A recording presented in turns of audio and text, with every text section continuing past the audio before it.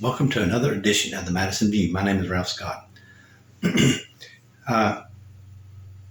Mr. Durham was in front of probably a judiciary or an investigative hearing in the House of Representatives the other day. I saw on TV or on the internet. I can't remember where it was at. I think I might have read it on the internet and saw a video.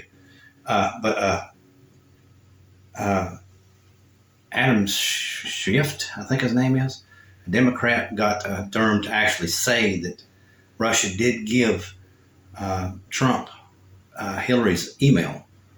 So that was very obvious. Basically, he just admitted that he knew that Russia did interfere with the elections. They were trying to influence elections, but they gave it to Trump. So, I mean, that's, that pretty much says it right there, which is what I said all along. Now, for him trapping Durham in that confession, they censored him. And censor, as far as I know, means they take him off committees and he may not be able to bring up a bill or something. I'm not sure the exact procedurals involved in that. But the whole entire thing was just like I mentioned, when I talked about it before, when the investigation ended, and he said there was no conclusive evidence against Clinton. It was true because there was conclusive evidence against Trump. Trump was in collusion with the Russians. They gave him Hillary's email. And if they gave him Hillary's email, they were trying to help him in the election, to win the election. So, they gave him money. So Trump was bought and paid for by Russia. I mean, look at it. He calls Putin a savvy dictator.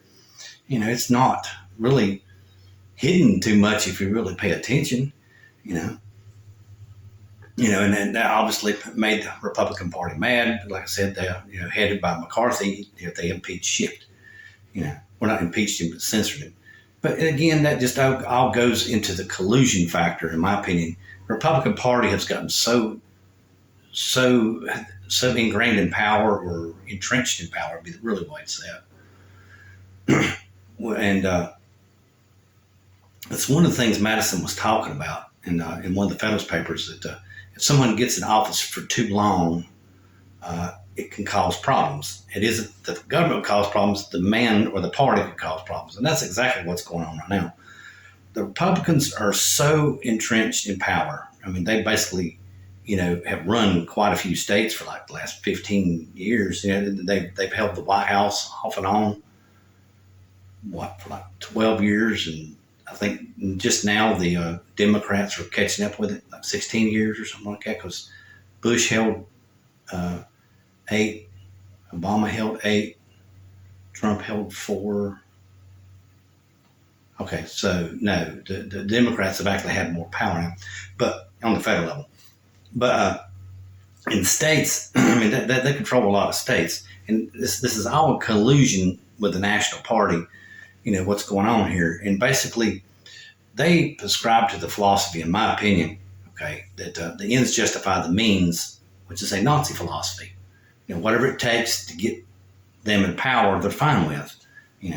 They show very little remorse over this, because just take gerrymandering, for example.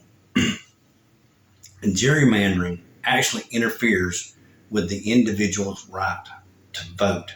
I know that sounds I don't know that. I know that probably sounds like it doesn't, but what it does is it shifts the possibility, away from a Democrat getting left in certain areas. Like if there's a borderline race or something, if they shift the population over enough, they can really get rid of a lot of the Democrats in the process. It was done in Michigan, and they finally last got rid of it. It's done in quite a few other states, North Carolina, I think Tennessee, Texas. I can't remember. There's a few others that do it. I can't remember, Idaho. But what it is the Republicans, again, the ends justify the means for them to remain in power, and keep themselves entrenched in power. And, with them doing, keeping power that long, they crossed one of the lines that Madison said that they should have never crossed. And that's where a legislative body went and took away power from another body, because they've done it to Cooper, and I'm sure they've done it to other governors, down the, other Democratic governors down the line. And then, you got your Ron DeSantis, was basically suspended freedom of speech.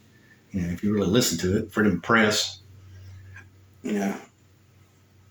It's all just to stay entrenched in power, keep everything under lock and key, so the power structure remains intact for the Republicans. And that's like I said, that's one of the things Madison talked about government. It isn't that government is evil, because the United States, the federal government is actually tipped more toward the individual, where it can't really interfere with the individual. But the man in the political seat, or the representative, or whatever you want to say, man can skew government to where it tilts against people, which goes to the next thing I'm talking about, which is still, this is all part of the Republican Party's collusion to remain in power, is that they take one freedom, the Second Amendment, they package it, advertise it like it's the ultimate freedom out there. If you interfere with that freedom, you're not a patriot. So the Second Amendment, since as far as I've read and everything, since the Republicans have really been pushing this, guns have doubled or tripled. Gun ownership doubled or tripled in the last 20 years, I think. And also, child deaths have doubled and tripled because of guns. Guns are now the number one killer of children in the United States of America.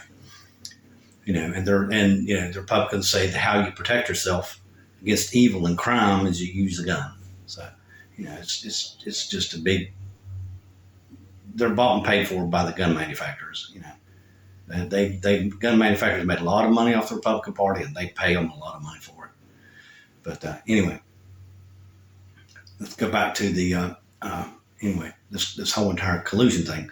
We'll see with Trump, like I said, being bought and paid for by Russia. That they're trying to keep Trump in power, right? Because he has he activates the base, which is kind of out there. I heard from one of them today that he said that the sinking of the Titanic was done by the Federal Reserve. I was like, why would a bank sink a cruise liner back in the 1400s? It's like, okay, it's kind of out there, dude. But anyway, like I said, they package the Second Amendment like it's the ultimate amendment, and they don't even talk about other freedoms. They don't even talk about them. And then they bring the church into the mix, because the church disagrees with all other freedoms. There's quite a few churches that want to take over, and create a theocracy in the United States, which again brings me back to my one point, that what that does is that creates an authoritarian regime, or a theocracy is what it does. And it would create like a religious council and all this kind of stuff, morals, and you would have to be justified to do, probably just to trim your fingernails on Sunday morning or something. It's very, very authoritarian.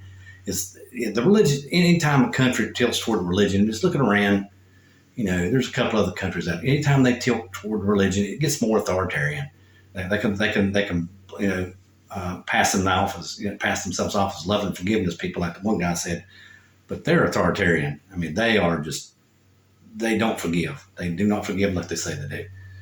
You got to be one of them, and then they'll throw you out on top of that. From the way I understand it, from these real radical ones, they turn on each other just as much as they turn on you. But anyway, let me get to the back to this. But anyway, by packaging these, the Second Amendment is the ultimate freedom. They're advertising themselves as they're protecting and looking out for your freedom. But it's only one freedom they're talking about. Like I said, if the church doesn't agree with it, they don't go with it. It doesn't matter if it's an individual right or not. Reproductive health, the right to reproduce, that's an individual freedom. But the church doesn't agree with that. They just don't agree with it. So, but anyway, let me go into something else now. And like I said, anyway, with them doing all that right there, the Republican Party basically is in collusion, to do power. Let me get into the Federalist Papers now. Madison, on paper 53, Madison was talking about elections, which is what he was, which is what I'm talking about. And this is really more pretty much the same thing. Without a vote, liberty would die, because it's not a democracy anymore. And to go back to another Federalist paper, he was talking about that every once in a while, government can become a little bit too much of a representative democracy, and they need to bring democracy back into the mix. Basically, what he was trying to say is, like, say, for example, this gerrymandering. Someone in Congress or somewhere along the line needs to introduce legislation, because the right to vote is an individual right, which should be protected at a federal level, just like abortion. It's an individual right. It should be protected at a federal level. That's where the Declaration of Independence, that is what we fought for. It's our individual freedom. So, it should be protected at a federal level. Somebody should bring that up, somehow or another, to where everybody in each state can vote if gerrymandering is illegal or not. What's the ultimate solution to it? I'm not sure. I'm not politically educated enough, but I just right off the top of my head, I would have to really do a lot of research and really talk to some people who's got a little more experience than me. Just right off the top of my head, I think it should be drawn 50-50. It makes for much fairer elections all the way, because the Republican will have to tilt toward Democrat, and the Democrat will have to tilt toward Republican. It should bring a little bit more of the middle of the road into play. But anyway, he was talking about in 53 that, the election cycle itself, okay? He liked the election cycle in the House of Representatives being, every 2 years, because he felt like that it gave the public a much better voice, because, opinion's going to go up and down and up and down. And every 2 years, he felt like that would, keep the current opinion in front of the president, in front of the Senate, in the House of Representatives on the floor, and the people's interests would be represented better, because the need could change, at any time. You could fix the need and it would fix other needs. That's the reason why he liked it. He was talking about how some places were elected every 6 months, and some magistrates or whatever elected every year or 6 months. But he felt like that was too frequent. That was just as bad as electing somebody for life. He felt like that brought just as much problems with power and money, and not necessarily the best way to serve the people, because the election was, the person won't be able to accumulate enough knowledge or even execute their job properly. Which is another thing we was talking about, is if someone gets in the Senate or the House of Representatives and they know how to do the job, they're going to be sitting there for a while. And that's what he was talking about. If you become a master of your task, you will master the task, and you'll be in the House of Representatives for a long period of time. But with the vote every 2 years, if you can't master your task, you're out of there. That's one of the major reasons why I like it. Good night.